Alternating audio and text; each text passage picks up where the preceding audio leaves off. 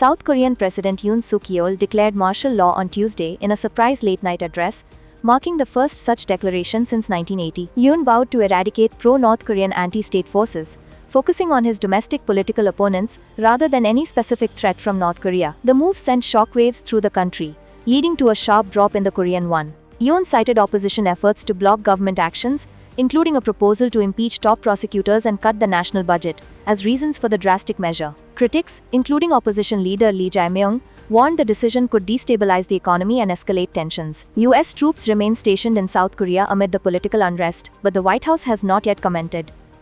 Prime Minister Shehbaz Sharif has arrived in Riyadh for a two-day visit to attend the One Water Summit, running from December 3rd to 4th. The summit, co-hosted by Saudi Arabia, France, Kazakhstan and the World Bank, aims to address global water issues such as scarcity and water-related natural disasters. The premier was welcomed by Riyadh's Deputy Governor, Prince Mohammed bin Abdul Rahman. In other news, Deputy Prime Minister Ishaq Dar, on an official visit to Iran, met with Foreign Minister Abbas Araghchi.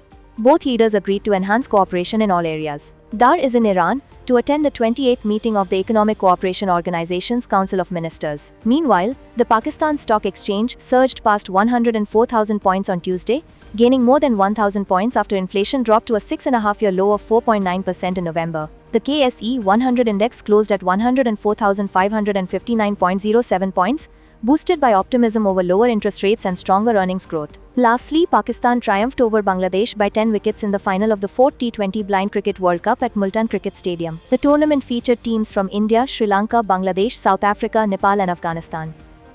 In Gaza, the health ministry reports that Israeli strikes have killed 36 Palestinians and wounded 96 more in the past 24 hours. The UN warns of a severe food shortage, with supplies running out in parts of the besieged north. Meanwhile, Israeli attacks on southern Lebanon have left 12 dead, violating a ceasefire with Hezbollah. Since October 7th, Israel's actions in Gaza have killed at least 44,502 Palestinians and injured over 105,000. In Lebanon, the toll stands at 3,961 dead and 16,520 wounded. Meanwhile, Israeli Prime Minister Netanyahu thanked US President-elect Donald Trump for calling for the release of captives held in Gaza. Netanyahu also confirmed that Israel's ceasefire with Hezbollah is fragile, with both sides accusing violations. However, Lebanese Prime Minister Mikati confirmed intensified diplomatic efforts to uphold the ceasefire and facilitate Israel's withdrawal from Lebanese border areas. The Lebanese army is recruiting soldiers to bolster southern defense, as tensions continue to rise. Israel's defense minister warned that if the ceasefire collapses, there will be no distinction between Lebanon and Hezbollah.